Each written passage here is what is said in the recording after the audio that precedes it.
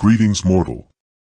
In a development that has shocked precisely no one who has spent more than 5 minutes observing the online gaming community, Guerrilla Games freshly announced Hᴜɪᴛᴇʀs Hunters Gathering has become the latest sacrificial lamb on the altar of internet discourse. Announced a mere 48 hours ago, the cooperative action title, a spin-off set in the beloved Hᴜɪᴛᴇʀs universe, has already inspired heated debate, passionate manifestos, and at least one viral thread comparing its character designs to the decline of Western civilization. One does wonder how we all coped before such pressing matters demanded our immediate attention.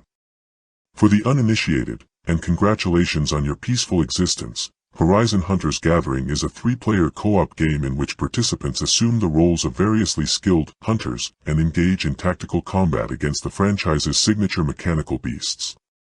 Think of it as a polite tea party with robot dinosaurs, only with more exploding arrows and fewer scones. Players may customize their hunters, coordinate strategies, and, in a bold innovation, play alongside friends or AI companions if one's social circle proves insufficiently enthusiastic.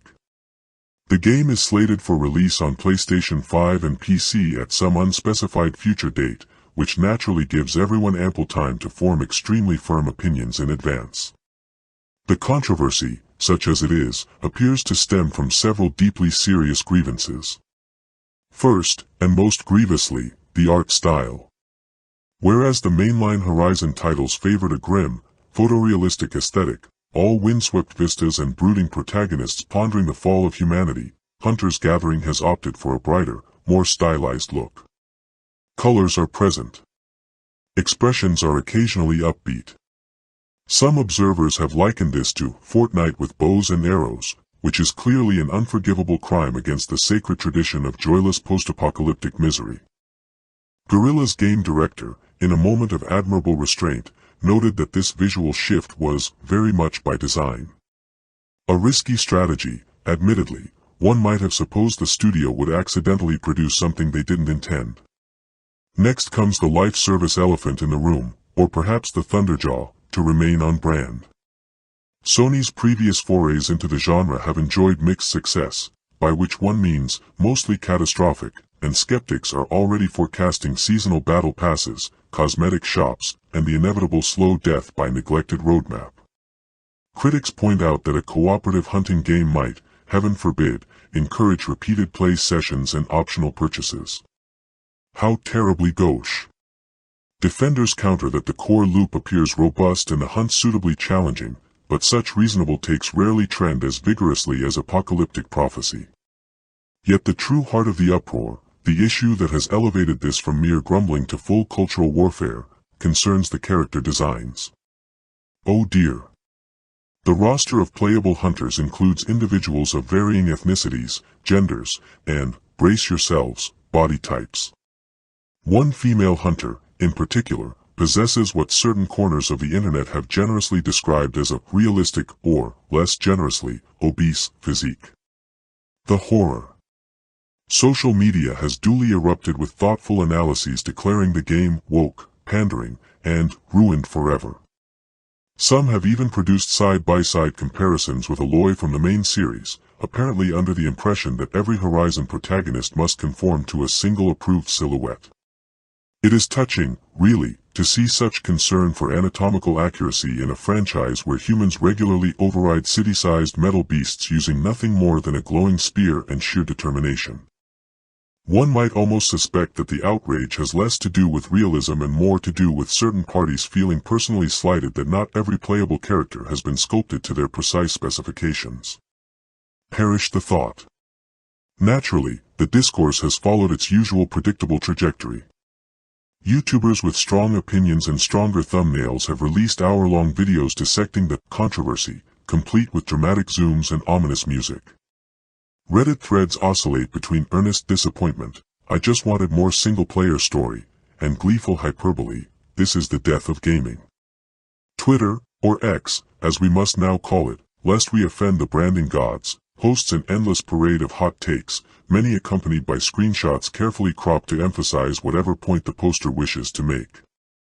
Meanwhile, a smaller but persistent contingent insists the game looks rather fun and that perhaps we might reserve judgment until we've, say, played it.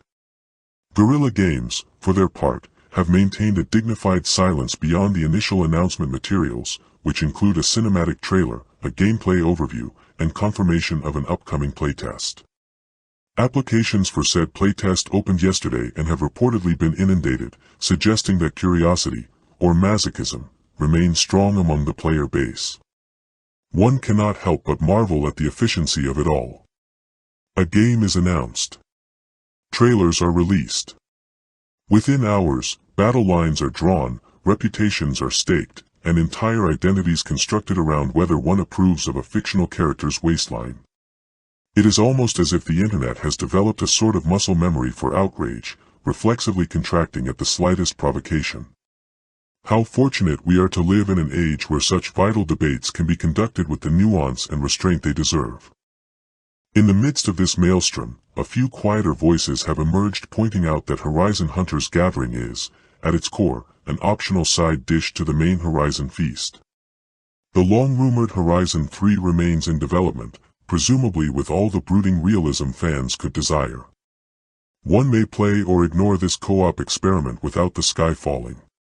Revolutionary concept, that. Yet the controversy rumbles on, gathering momentum like a particularly stubborn sawtooth. Petitions have appeared. Counter-petitions have countered them. Influencers have weighed in with the solemnity usually reserved for geopolitical crises.